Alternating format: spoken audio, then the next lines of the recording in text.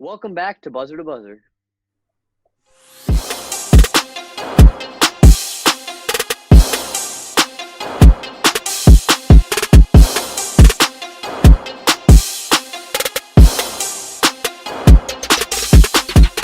Welcome to episode 21 of Quick Take.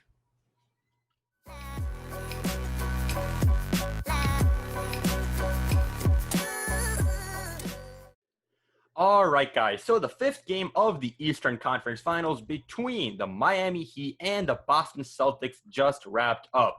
Now, guys, the game ended in a sort of a blowout with the Boston Celtics winning 121 to 108 points scored by the Heat, with exceptional performances from superstars like Jason Tatum and Jaylen Brown also helping out a lot, with the Miami Heat not being able to find that rhythm throughout the night.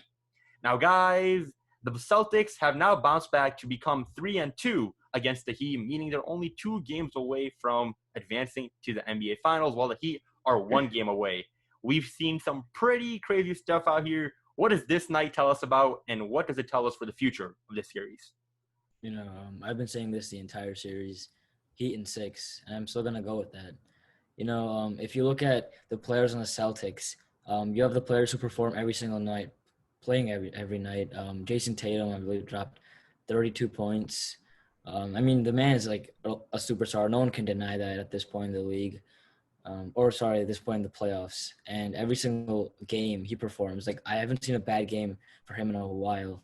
And we have to talk about Jaylen Brown. I think this man could be the most underrated player in the league. Like, behind Jason Tatum, I think he's the second best player on the Celtics this series.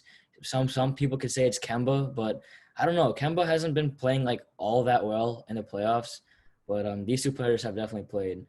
But as far as why I still say the Heat in 6, it's because I don't think the Heat are gonna like underperform like this again. Only one player had above 20 points on the Heat, and like Jimmy Butler, Tyler Hero, Bam Adebayo, they just didn't play like they usually do, and that's not gonna happen again, which is why I still have the Heat in 6.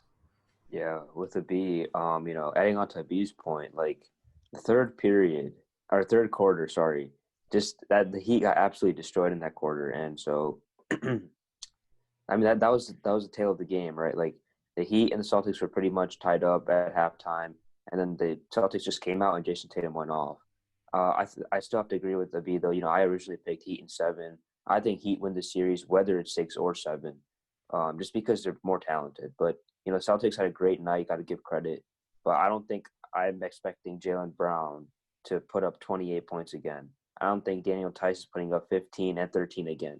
So, I think the Celtics had a great game, and the Heat they underperformed.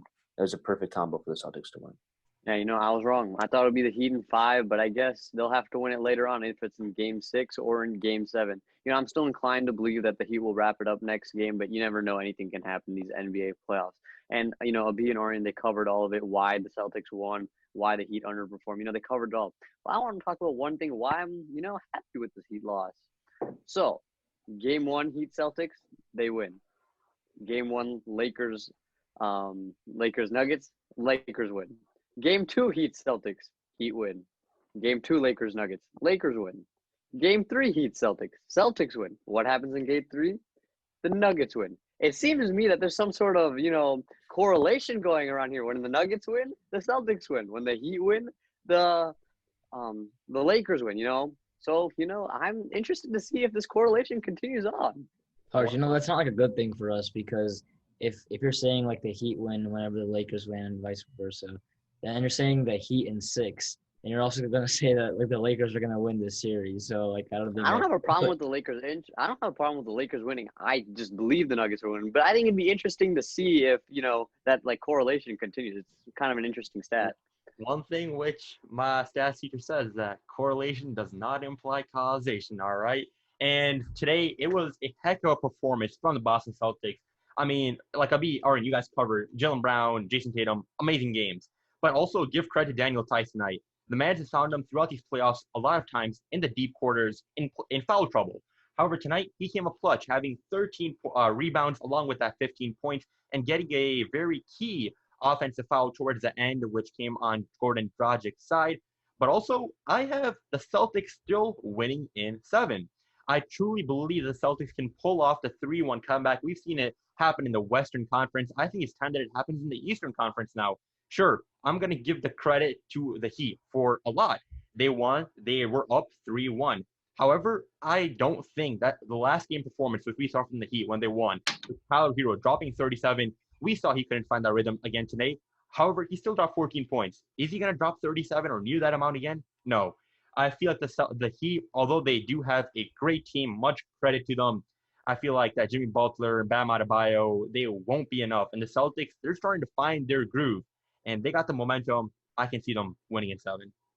I want to point out something with Bam Adebayo. We say Daniel Theis had a great game, but Bam Adebayo also had one of his worst performances in these NBA playoffs. And now, could this be attributed to his injury he had late in Game 4 with his wrist? Could he be playing through some sort of injury right now, attributing to his poor performance and thus allowing Daniel Theis to have a greater night?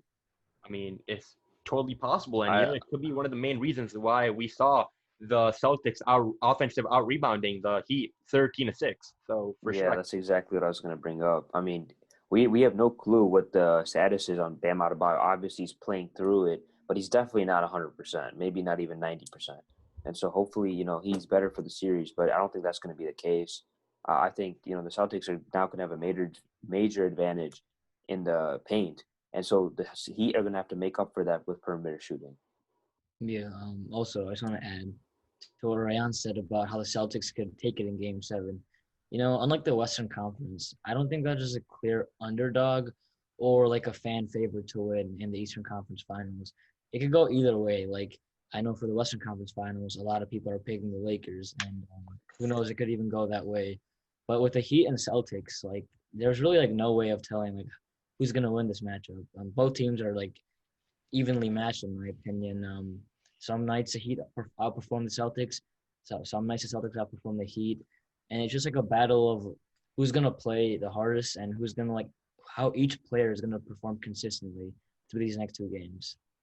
For sure. Abi, it's something which we time and time talk about this show, that the series between the Celtics and Heat is arguably one of the most balanced and nicest performances we've seen, with both teams equally loaded, putting on a heck of a performance each night. And, to cover it up, essentially it comes down to who's going to step up on each team besides the stars we know who are going to step up.